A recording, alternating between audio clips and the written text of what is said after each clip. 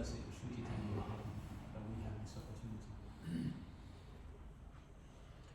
Something very peculiar about this Hare Krishna Maha Mantra.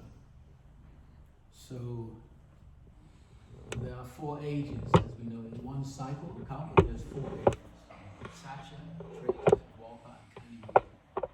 So Kali Yuga is the worst of all, the most degraded, the most fallen. So there's a saying, Kalo Shudra Sambhava. Basically, everybody born in Kali Yuga is born as Shudra.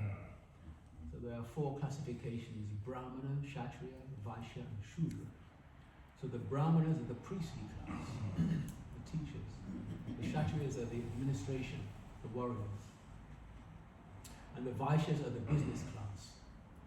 And the Sudras, they basically serve the other 3 varnas. So their duty is to do manual labor. Anything manual, with their hands and working labor work, that's for the Shudra.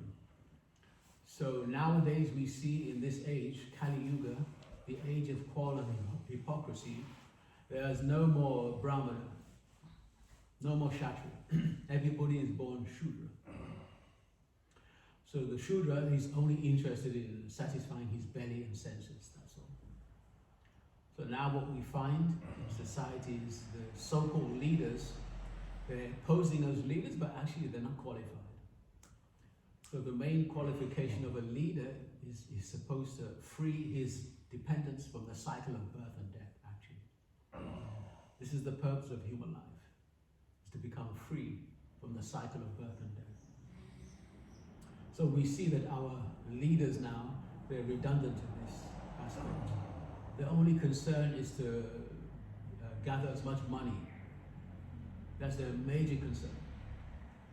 And so they, every time they cheat the normal people, the general population. They say, yes, you vote for me, then I will give you so much facility.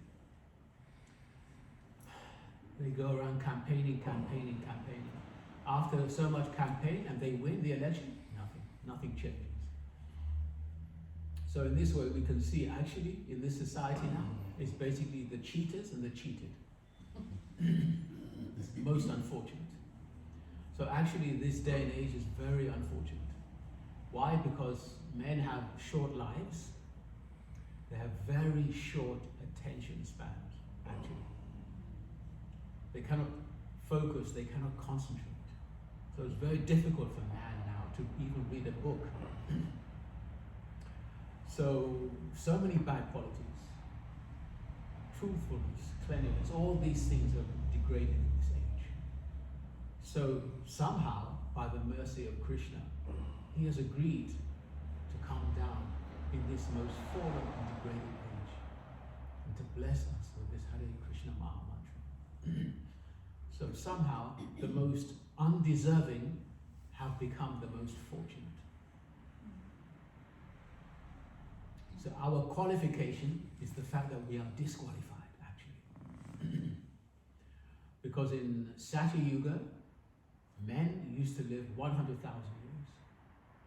Everything was very sattable in the mode of goodness. One could conceive a child simply by mental, by thinking. Everything was on the subtle thing. Now in Kali Yuga, everything is on the gross platform. So we see the disparity between the 2 ages, the contrast. So this most fallen age, actually, in one sense we can see, just like if you have cancer, if you have a common cold, then you take one aspirin, something very mild. But if you have cancer, now you have to have a serious operation, etc. So because the disease is very severe, so the treatment obviously has to correspond with that.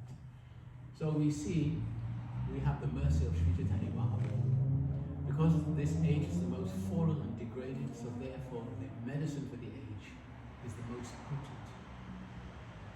So this is the Hare Krishna Maha Mantra.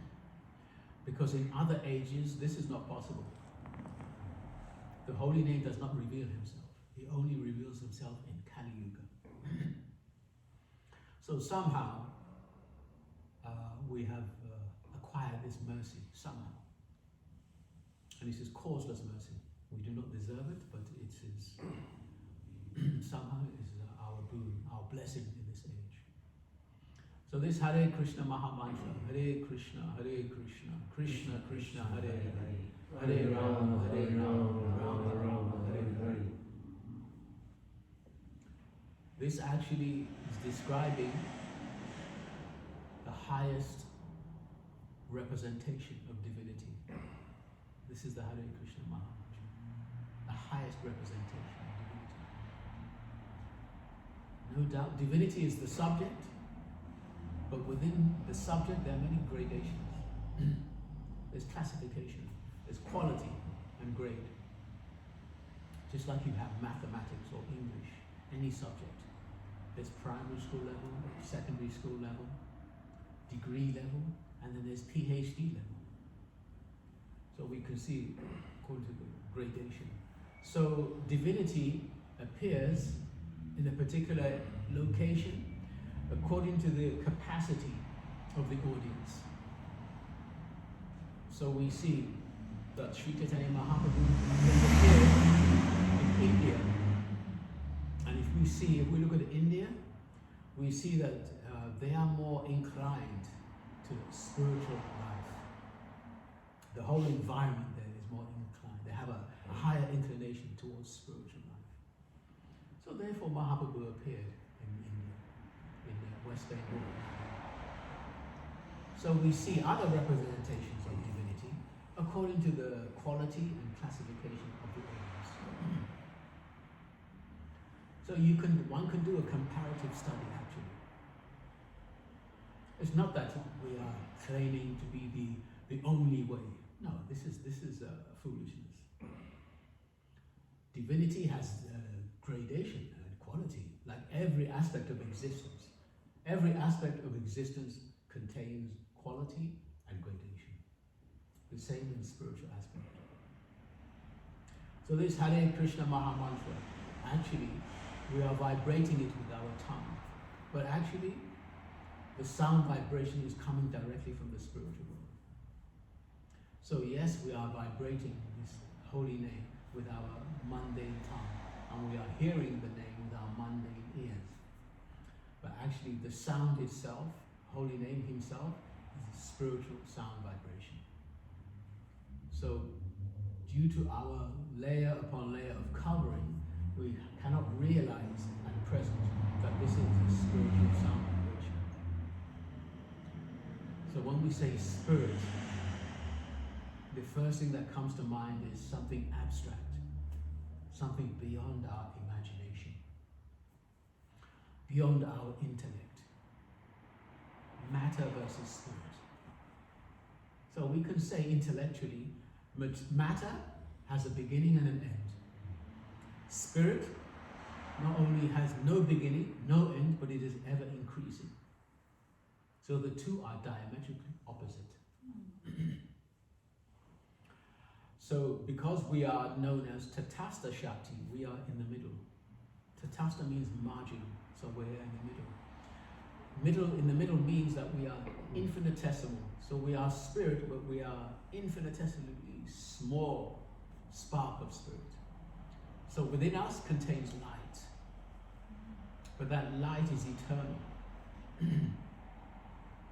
So because it is eternal, it has no beginning and it has no end. That is the constitution of the soul. And from that light is coming Sat Chit Ananda, eternal existence, full of knowledge and full of bliss, full of happiness. That is our constitution. So we are constitution, eternal souls of divinity. So we have a natural environment. And this is not our natural environment. This is like a fish out of water. This whole environment is artificial for us. So just like if you take a fish out of the water and you place it in a 5-star hotel, very soon the fish will die. You can give the fish everything. You can give it the highest quality of food, bedding. As long as you take it away from its natural environment, it will eventually die. It will never be happy. So the living entity is constantly going round and round in material universe, seeking happiness, because that is our constitution. We are eternal, and we are born to taste happiness, rasa. The difficulty is that we cannot recognize that we are in an artificial environment. We are away from home. Yes, we have a natural environment, but this is not our home. So because we are so far removed from our home, we have forgotten what it is like to go home. But actually, it's a fact that we have a home, and there's no place like home, home sweet home. So the duty of the devotee is actually to reawaken that loving, serving propensity within the soul. So it is our duty to always associate with the spiritual environment, because at present we are in the illusory environment. We are surrounded, we are immersed in the illusory environment. So we're taking these bodies to be us in reality. I am a male, I am a female, I am black, I am white, I am African, I am English. All these bodily designations, they have nothing to do with the spirit soul, actually. Because the spirit soul is eternal, the spirit soul is of another dimension, a higher dimension, spirit.